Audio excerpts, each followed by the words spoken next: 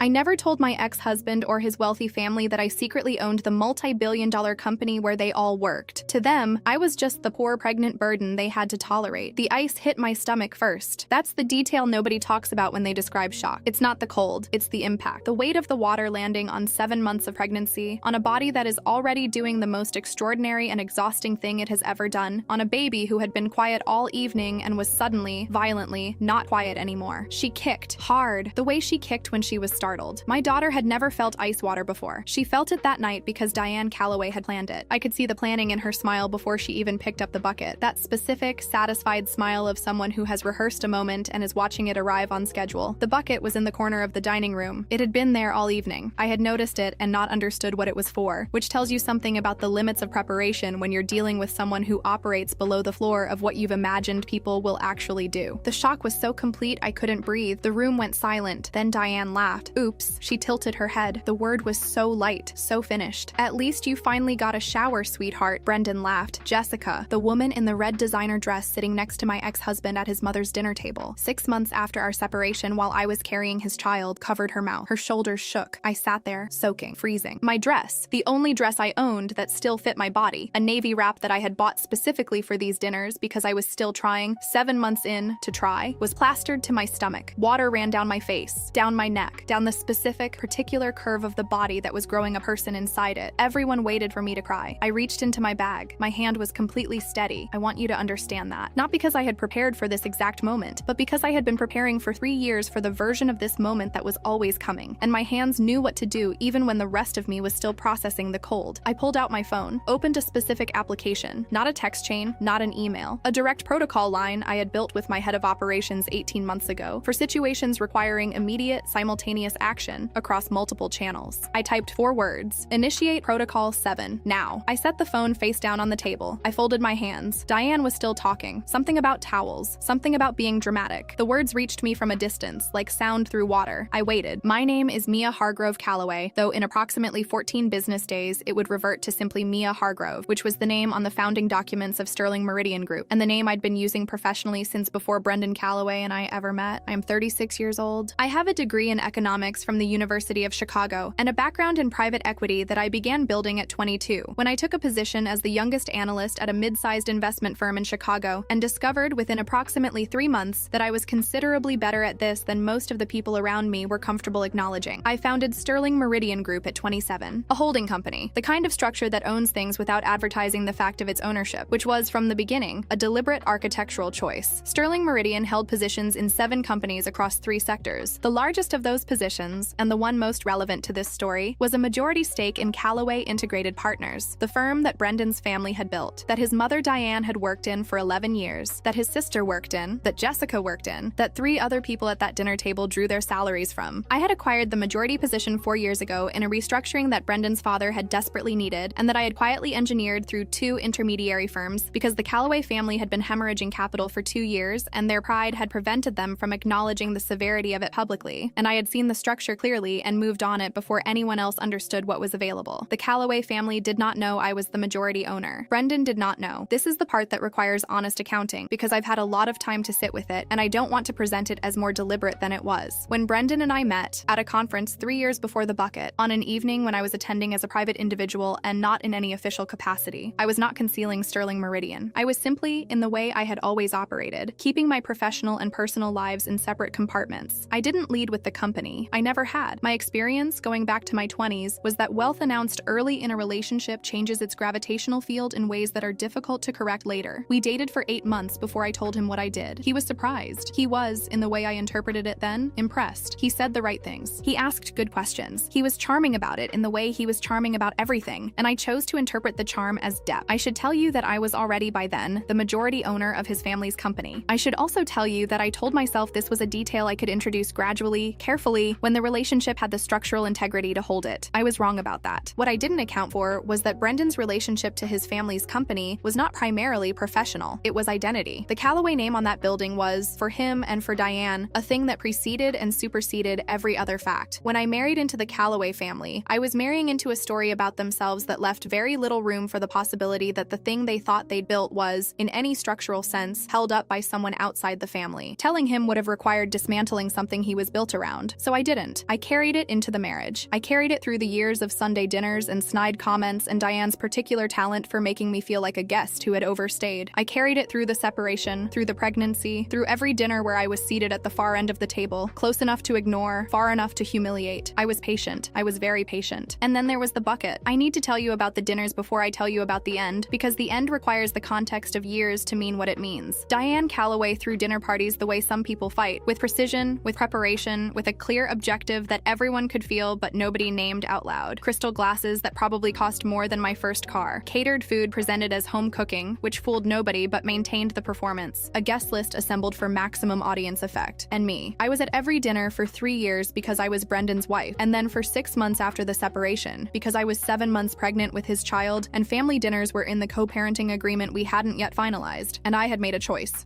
I stand behind even now, to be present, to not disappear, to not hand Diane the narrative victory of my absence. It cost me. Every dinner had its specific humiliation. Some were small. Diane commenting on my appearance with the particular timing of someone who knows that comments land differently in public, in front of people who are all watching to see how you'll absorb them. Some were structural, being seated next to Brendan's aunt who had mild hearing difficulties and reliably didn't engage me in conversation, which gave everyone else permission to do the same. The first dinner after Jessica appeared was its own category. I walked in at 7 p.m. to find her already seated next to Brendan in a way that communicated permanence, not the tentative positioning of a new person navigating a complicated table, but the comfortable, familiar claim of someone who had been told where she belonged and believed it. Red dress, appropriate jewelry, Diane's hand on her arm every few minutes in the particular way Diane touched people she was claiming. I was 7 months pregnant. I was wearing a navy wrap dress. My feet were swollen enough that I'd had to switch to wider shoes that morning, which I had hoped weren't visible under the table. Nobody spoke to me directly for 4 hours. I say this not for sympathy. I am past the stage where I need sympathy for those evenings, but because it's the context for what happened with the bucket, which is to say, it wasn't an impulse. It was a conclusion. The bucket was Diane deciding, consciously, that the management of my presence at her table had moved into a new phase, and that the new phase required something more direct than strategic ignoring. She had prepared it in advance. She had put it in the corner of her dining room before her guests arrived. She had waited specifically until the table was full and the evening was established and I was at maximum vulnerability, soaking wet, my body completely exposed in a room full of people who were looking at me, my daughter startled inside me, to make the particular statement she'd wanted to make for years. You are nothing. You are mine to humiliate, and everyone in this room will let me. I sat there in the ice water. I reached for my phone. The phone started buzzing 68 seconds after I sent the message. I know the exact timing because I had looked at the clock when I sent it, 8:34 p.m., and the first buzz was at 8:35:08, which I noticed because my daughter had calmed down from the kick and was moving gently now, in the slow rolling way she moved when she was settling, and I was focused on that and paying attention to time. Brendan's phone first, then Jessica's, then Diane's, though she didn't reach for it immediately because she was still doing the towels performance. A folded linen napkin extended in my direction with the theatrical grace of someone who has mistaken cruelty for wit. I watched Brendan's face. He picked up the phone with the automatic gesture of someone who expects work notifications at dinner and has normalized the interruption. He read the screen. His expression moved through confusion towards something harder to categorize, the specific look of a brain encountering a fact that doesn't fit any of its existing structures. He read it again. He looked at me, not with the contempt I was used to, not with the managed patience he used when he was performing reasonableness for an audience, with something I had never, in 4 years, seen on his face. Fear. What did you do? He said, very quietly. I didn't answer. The dining room door opened. I want to describe David Park precisely because he deserves the precision. David is my general counsel. He has been at Sterling Meridian for 6 years and in corporate law for 21, and he has the particular quality of someone who does his job completely and without unnecessary ornamentation. He is not a large man. He doesn't need to be. He communicates authority through a quality of absolute certainty that fills whatever space he enters. He came in first with 3 colleagues behind him. Nathan Reyes, my head of HR, who had been with me for 9 years and had the institutional knowledge of someone who could reconstruct the entire Calloway acquisition from memory. A woman named Carol Kim, senior HR operations, 14 years in employment law, and a 4th person whose name I will not use because they are still active in a professional context that confidentiality protects. They were all dressed correctly for an evening business call. Suits, leather folders. They didn't look at me. They already knew where I was sitting. They knew because I had sent them the table diagram 3 days earlier, when I had confirmed I was attending the dinner. I had known by that point that something was likely to happen. I had not known what, specifically. I had prepared for a range. David walked to Diane first. He placed a formal document in front of her. A cream-colored folder, the kind we used for official HR communications. A detail I had specified years ago because the weight of the paper communicated something that thinner stock didn't. Then one to Brendan, then one to Jessica. Diane picked hers up with the expression of someone who has not yet recalibrated and is still operating from the assumption that whatever this is, it is happening to her rather than because of her. She read the first line. The red wine in her hand began to shake. "This is termination," she said. The word came out uncertain in a way I'd never heard from her before. "Effective immediately, with cause." She looked up at David. "I've worked there for 11 years. Who authorized this? I want to speak to ownership right now." David turned. Everyone at the table turned. They looked at me. I was still wet. My hair was still dripping slightly onto my collar. My dress was clinging to every curve of my 7-month stomach. Water had pooled in the cushion of the chair beneath me. I reached into my bag. I pulled out a single business card. I set it on the table and pushed it. Let it travel the full length of that long, beautifully set, catered food table, past the crystal glasses and the linen napkins and the centerpiece Diane had ordered from a florist she'd mentioned 3 times that evening, until it stopped against her wine glass. She picked it up. She read it. Her face went completely still. Not pale, still. The specific stillness of a system that has received information so contradictory to its operating assumptions that it has temporarily suspended function. Maya Hargrove Calloway, majority owner and founder, Sterling Meridian Group. I watched the information travel. I watched Diane read the card and then look at me, and then look back at the card in the way you look at something you need to read a second time, because the first reading produced an impossible result. I watched Brendan put his folder down and push back from the table and open his mouth and close it. I watched Jessica, whom I had met exactly 4 times and who had been laughing 6 minutes ago, go very still in her red designer dress. I watched the people at the end of the table. Brendan's aunt with the hearing difficulties, 2 family friends I'd never fully been introduced to, a colleague of Diane's from the company, put together what they were witnessing and collectively decide that the conversation they were having before 8:34 p.m. was no longer the relevant one. "The company paying for this dinner," I said, "and that house, and the car Brendan drove here in, and the salary that bought that dress." I looked at Jessica for the first time, specifically and directly, "has been mine since 4 years before tonight." The room was a vacuum. Diane's mouth opened. Nothing came out. I stood up slowly. It took a moment, 7 months pregnant, chair pushed back, legs that had been cold for 20 minutes. But I stood, and I smoothed the wet fabric of my dress over my stomach with both hands in a gesture that I had not consciously planned, but that I think, in retrospect, communicated everything I needed it to communicate. I was still here. My daughter was still here. We were still here, and we were not what they had decided we were. "I should explain something," I said, "because I want to be clear about the sequence. I had prepared for this, not the ice water specifically, but the conversation. I had known for approximately 3 months that I was approaching the end of my patience with the arrangement I had made for myself. My therapist, Dr. Celine Oduya, she has been practicing for 18 years and specializes in what she calls high-stakes identity concealment, which is a category of experience with more clients than you'd expect, had been telling me for a year that I was using the concealment as a wall and that walls require maintenance that eventually exceeds their utility. She was right. She usually was. I had been, for 3 months, quietly preparing. The Protocol 7 message had gone to David Park and Nathan Reyes. It had also gone to my CFO, Patricia Huang, who had been at Sterling Meridian for 11 years and had managed the Callaway acquisition from the financial side and knew the family's employment arrangements better than anyone. Patricia had, upon receiving the message, initiated the document preparation that David was now distributing. She had prepared for this contingency. I had asked her to 3 weeks earlier. I had not told any of them about the bucket. I hadn't known about the bucket, but I had known something was coming. Diane had been escalating for months in the specific way that people escalate when they feel they are not receiving the response they're designed to provoke. My silence, which she had always read as weakness, had been making her larger and louder in direct proportion to my stillness, and I had understood, distantly, that it was going to arrive at something. I had just been waiting to see what. "Callaway Integrated Partners," I said, looking at Diane, "was acquired by Sterling Meridian Group 4 years ago through a restructuring that your late husband requested and that I authorized through 2 intermediary holding companies because he asked me not to make the distress of the acquisition public." I paused. I respected that request. I have respected it for 4 years. "I have been a silent majority shareholder while you treated me, at your dinner table, in front of your guests, while I was carrying a child, as someone without value, without dignity, without the basic consideration you'd extend to a stranger." Diane's hand was flat on the table. The card was in the other hand. She hadn't put it down. "Your employment at Callaway Integrated Partners is terminated, effective immediately, for cause." I looked at David, who nodded once. "The cause will be documented. I would recommend retaining an attorney." I looked at Brendan. "Yours also, for a separate set of reasons that Nathan will explain." Brendan's chair scraped back. "Mia, wait, just listen to me for a second. I'm going to stop you," I said, not harshly. "I want to be precise about the register. I said it the way you say something when you've made a decision and the decision is done, and the conversation around the edges of it is no longer relevant. I've listened to you for 4 years," I said. "I've sat at this table and been managed and minimized and talked about in the third person by your family while you watched, and the explanation you always had was that it was complicated or temporary, or that I was being too sensitive about something that was just the way they were." I looked at him. "Tonight your mother poured ice water on your pregnant child, and you laughed." He opened his mouth. "I need you to hear that sentence clearly," I said. "Not as a complaint, as a fact. You laughed." His mouth closed. Jessica had not moved in several minutes. She was sitting very straight in her red dress, with her hands in her lap, and the cream folder open in front of her, and the expression of someone who arrived at a dinner party and ended up in a completely different story. "Jessica," I said. She looked at me. "I don't have a personal grievance with you," I said. "You were brought into a situation without full information. Your position at Callaway is terminated because you were present this evening and participated, but if you want to contest that on the grounds of context, I'd recommend speaking to Nathan Reyes directly." I paused. "That's a genuine offer. I mean it." She nodded once. She didn't speak. "I've had a lot of time to think about what I should have done differently, and I want to tell you honestly what I've concluded. Not the acquisition, not the concealment of my ownership. That was a professional decision made for legitimate reasons and maintained for reasons that were complicated but not dishonest. Not even the waiting necessarily. I am a patient person by nature and by training, and I believe patience is usually better than urgency. What I should have done differently was tell Brendan earlier, not because he deserved the information as a husband, though he did, and I've made peace with that failure, but because keeping it created a dependency that I couldn't fully understand from inside it. He spent 4 years in a marriage to a woman he thought needed him in ways that he found, I believe, genuinely reassuring. He made decisions, including the decision to let his mother manage me the way she managed everything in her orbit, from a position of assumed authority that had no real structural basis. If he had known the truth, he might have been different. He might have been worse. I'll never know. What I know is that my daughter will know from the beginning. I've already decided that. She will know exactly who her mother is, and she will never be in a room with someone managing her silence because they've calculated that her dependence makes her manageable. I stood in Diane's dining room in my wet dress and I looked at the people I had spent 4 years accommodating, and I felt, clearly and without drama, the specific sensation of being done. Not angry. Done. There's a difference. Anger still wants something from the other person. Done just walks out. I picked up my bag. "You have until Friday to clear your desks," I said. "All 3 of you." I looked at Diane one last time. She had the card in her hand. She was still looking at it. The crystal glass beside her had a half-inch of red wine in it. The centerpiece was still beautiful. The catered food was on the sideboard exactly as it had been at the beginning of the evening. She looked so small. Not triumphant small. Just small. The way people look when the architecture they've built their size around turns out to have been someone else's building. I walked to the door. Here is what happened in the 60 days that followed, because clean endings deserve clean accountings. The terminations were processed through Nathan Reyes and Carol Kim, in compliance with all applicable employment law, with documentation prepared by David Park's team that was, as he told me afterward, among the most thoroughly supported termination packages he'd seen in 21 years. The conduct at the dinner was documented through witness statements from 3 guests who, once the circumstances became clear, were willing to provide them. Carol Kim, who had handled several hundred HR actions in her career and described this particular one in her notes as unambiguous, confirmed that the documentation would withstand any legal challenge. Diane did retain an attorney. The attorney reviewed the materials and advised her not to challenge. She did not challenge. Brendan and I completed the separation agreement through our respective attorneys. Mine was Yolanda Ferris, 19 years in family law, the same woman who would later become something of a recurring character in complicated financial divorces. The agreement was finalized in 31 days. It was fair. I made sure it was fair for the reasons that matter, because my daughter will grow up knowing both parents, and the terms of their relationship with each other shape the terms of their relationship with her. He apologized in one of the 3 substantive conversations we had before the finalization, not for the dinner specifically. He tried to apologize for the dinner, and I told him that particular apology needed to be longer and less convenient than anything he could offer that week. He apologized for what he called the overall situation, which I accepted in the limited sense that it was honest. He is trying to be a good father. I'll give him that. He arrives on time and he asks good questions, and he looks at our daughter, who was born healthy, on a Tuesday morning in October, 7 pounds 4 ounces, with my nose and her own very specific opinion about sleeping schedules, with an expression that I recognize as genuine. She looks at him the same way. I've decided that's enough to work with. Dr. Oduya asked me at our session 2 weeks after the dinner whether I felt vindicated. I thought about that word. I turned it over. "I feel accurate," I said. "Like something that was described wrong for a long time has been described correctly." She wrote something. "She does that when I say things she considers worth noting. The vindication framing puts them at the center," I said. "It makes the whole thing about what they thought of me. I'd rather it be about what was true." "What was true?" she asked. "I thought about my daughter, about the Tuesday morning, about the specific, extraordinary sound she made when they handed her to me, that I was never what they said I was," I said, "and that it didn't matter for most of the story whether they knew it or not, and then one night it did." Diane had stood in her dining room and planned a humiliation. She had put a bucket in the corner and waited. She had built her performance on a foundation of what she believed about me, on the assumption that I was peripheral, temporary, dependent. She had been wrong about me from the beginning. She just didn't know it until I let her see. I reached for my daughter, who was in the carrier on my chest, and I felt her heartbeat against my sternum, that small, specific, relentless rhythm, and I thought, she will never sit at the far end of a table and say nothing. I made sure of that, by being for long enough exactly what they underestimated.